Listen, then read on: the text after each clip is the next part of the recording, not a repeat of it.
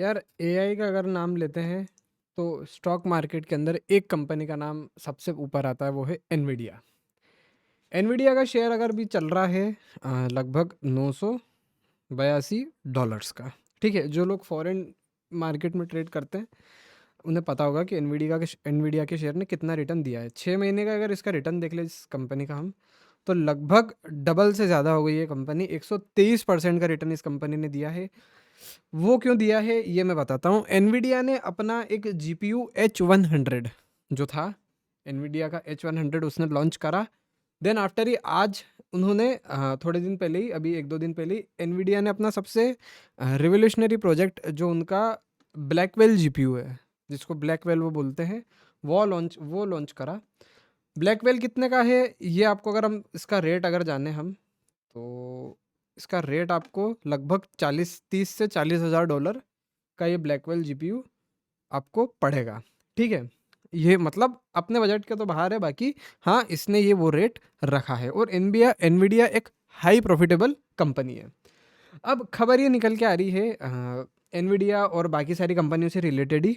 देखो, स्टार्टिंग में सबसे बड़ा अगर कोई कह सकते हैं कि कंज्यूमर था जीपीयूज़ का, जो कि अमेरिकन जीपीयूज़ का था, वो था चाइना। ठीक है, अब ट्रेड वॉर के चलते आपने ये देखा होगा कि US bans China of more AI chips including H800 to China. तो एनवीडिया का ये एक H800 था। तो धीरे धीरे यूएस ने ये जो एआई मार्केट है, एआई चिप्स की सप्लाई है, चाइना को एक्सपोर्ट करना, बैन करना स्टार्ट करा, है ना। कि क्योंकि ऑब्वियस सी बात है, अगर चाइना यूएस से एआई फील्ड में ज़्यादा आगे पहुंच गया तो यूएस कहीं ना कहीं डिफिट खा लेगा चाइना से। तो इस चीज़ को ही कंट्रोल करने के लिए यूएस ने अपने यहाँ से जो जीपीयू है उनको रोका चाइना में जाने से, जो कि हाई एंड जीपीयू थे। अब इससे रिलेटेड ही चाइना ने भी कुछ फैसले लिए कि अब ऑब्वियस सी बात है कि चाइना को ये चीज़ अनफेयर लगी, है ना। और चाइना ने फैसले लिए कि that China accelerate push for local tech limits use of US chip software in government systems. अब चाइना ने ये डिसीजन लिया है कि जो गवर्नमेंट सिस्टम्स है उनमें जो यूएस मेड चिप्स हैं उनका यूजेज कम करेगा चाइना। इसका इफ़ेक्ट पड़ेगा यूएस की कंपनीज़ पे, ऑब्वियसली पड़ेगा, बिकॉज़ कुछ ना कुछ लूप होल्स थे जिसके थ्रू चाइना के पास जीपीयूज़ पहुँच ही रहे थे। मतलब एज़ अ कुछ जीपीयूज़ तो ऑब्वियस सी बात है बैन थे वहाँ पर चाइना में देना, या फिर इंडस्ट्री में देना, या फिर चाइनीज़ गवर्नमेंट को सप्लाई करना। बट कुछ जीपीयूज़ थे जो चाइना में जा रहे थे, किसी भी कंट्री के थ्रू लोग मंगा रहे थे, काम चल ही रहा था। बट अब चाइना ने इस चीज़ को ही देखते हुए लोकल टेक को पुश करा है। अब देखो, यूएस में कुछ 2 जीपीयू प्लेयर्स हैं। पहला आता है अपना एनवीडिया, एनवीडिया का शेयर प्राइस आप देख सकते हो। दूसरा कोई आता है, वो है एडवांस माइक्रो सिस्टम्स। ये कंपनी की भी बहुत इंटरेस्टिंग कहानी है एएमडी की। एएमडी स्टार्ट करी थी मतलब यूएस गवर्नमेंट ने अपनी यूजेज के लिए, मतलब यूएस आर्मी ने सबसे, हुआ ये था कि इंटेल एक सबसे लोन सप्लायर था चिप्स का उस समय, लगभग 1980s की बात कर रहे हैं हम। आर्म सिस्टम इंटेल का था। तो इंटेल सोली कंज्यूमर डिमांड और आर्मी की जितनी डिमांड थी वो मतलब कोरिलेट नहीं कर पा रहे थे। मतलब आर्मी को भी वो उतना सप्लाई नहीं कर पा रहे थे और कंज्यूमर डिमांड भी सप्लाई नहीं कर पा रहे थे। तो यूएस आर्मी के अंदर ही चिप शॉर्टेज आने लग गई थी। तो इसका रिजल्ट ये निकला कि यूएस आर्मी ने खुद की एक अलग से कंपनी बनाई, जो आगे चल के एडवांस माइक्रो डिवाइसेस इनकॉर्पोरेशन ये कंपनी बनी। ओके, तो $179 का इसका भी शेयर है, और लगभग इसने भी 84% तक इस कंपनी ने रिटर्न दिया, बिकॉज एआई गोल्ड रश चल रहा है अभी, तो इस कंपनी को भी काफ़ी बेनिफिट मिला। और इस कंपनी का अगर 5 साल की अगर हम रिटर्न की, लॉन्ग टर्म रिटर्न की बात करें, तो आप देख ही सकते हैं कि लगभग 600% का इसने रिटर्न दिया है।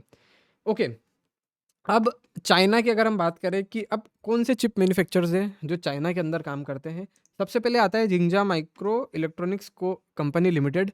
ये चाइनीज़ मैन्युफैक्चर है चिप्स का, और ये भी एआई रिलेटेड चिप्स और अ, ऐसे माइक्रो डिवाइसेस, सेमीकंडक्टर कंपनी है, माइक्रो डिवाइसेस बनाती है कंपनी।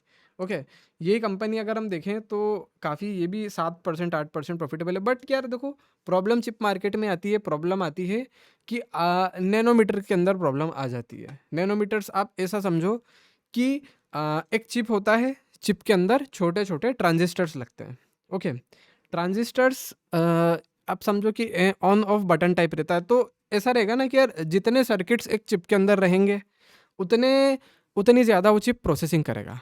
अब अगर एक छोटी सी चिप के अंदर आपको ज़्यादा से ज़्यादा सर्किट्स बिठाने हैं, तो मतलब वो सर्किट्स की साइज़ जितनी छोटी होगी उतना अच्छा रहेगा, है ना? तो उस चीज़ को लेते ही आज यूएस चल रहा है 1 या 3 या 2 नैनोमीटर पे, लगभग इन फ्यूचर वो 1 नैनोमीटर भी जल्दी से हासिल कर लेंगे अमेरिकन्स, ठीक है? पर यही अगर हम चाइना की बात करें तो चाइना अभी 7-8 नैनोमीटर पर आया है, और यही अगर हम इंडिया की बात करें तो हम अभी भी मतलब कह सकते हैं कि 180 नैनोमीटर पर हैं। तो इंडिया, खैर India is not in the GPU race right now. हम फॉरेन प्लेयर्स हैं उन पर ही डिपेंड करते हैं आज भी जीपीयू के मामले में और एडवांस सेमीकंडक्टर्स के मामले में। बट हाँ, देखिए दिसंबर में हमारी भी जो फैक्ट्री है वो भी स्टार्ट हो जाएगी। तो हाल फिलहाल अभी की बात ये है कि चाइना जो है वो सेल्फ रिलायंट होना चाहता है अ, अपने ऊपर जीपीयू के मामले में। तो चाइना ने ये काफ़ी बड़ा स्टेप लिया है कि यूएस चिप्स को लिमिट कर देगा चाइना। और देखो चाइनीज़ गवर्नमेंट अगर काम करती है, मतलब किसी काम को करने का, तो देखो वहाँ पर एक स्टेबिलिटी आ जाती है काम में। अब चाइना को अगर हम देखें तो चाइना में इलेक्शंस वगैरह होते नहीं हैं, तो अगर कोई गवर्नमेंट डिसीजन बना रही है तो मतलब वो एक लॉन्ग टर्म प्रोजेक्ट होने वाला है। तो लॉन्ग टर्म में इस चीज़ का देखो असर ये देखने को मिलेगा कि यूएस के चिप्स जो होंगे वो धीरे धीरे लिमिट हो जाएंगे मार्केट से, और चाइना अपने खुद के एआई चिप्स और एआई सिस्टम्स बनाना स्टार्ट कर देगा, और एक बड़े लेवल पर चाइना बना भी लेगा।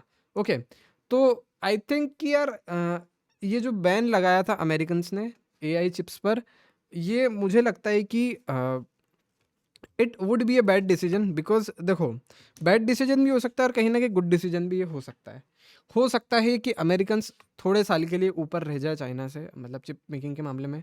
बट इशू ये आएगा कि वो चाइना को सेल्फ रिलायंट बनने पर मजबूर कर देंगे, और चाइना ऑब्वियस सी बात है कि सेल्फ रिलायंट होगा इस चीज़ के मामले में, एंड देन ये इन फ्यूचर अमेरिकन्स का कॉम्पिटिटर बन सकते हैं। तो देखने वाली बात ये है कि अब ये जो कंपनीज़ है ये क्या करती है, चाइना की जो भी है जिंगजा माइक्रो इलेक्ट्रॉनिक्स, ये भी क्या डिसीजन लेती है, एंड एनवीडिया और इन सब के भी शेयर्स पर क्या असर पड़ता है।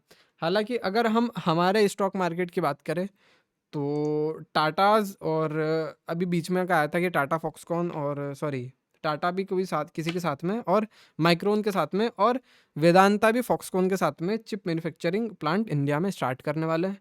सो लेट्स सी कि यार ये चीज़ें कहाँ तक जाती है। देखो इंडिया में अगर चिप मैन्युफैक्चर स्टार्ट होगी तो वो आप ये एग्ज्यूम नहीं कर सकते कि स्टार्टिंग से कि एनवीडिया जो H100 H800 ऐसे इस लेवल के जीपीयूज निकाल रहा है वो हम स्टार्टिंग में बनाना स्टार्ट कर देंगे। हाँ, हो सकता है कि हमें थोड़ा बहुत टाइम लग जाए, आज से 4 साल 5 साल लग जाए उस लेवल तक पहुंचने के लिए।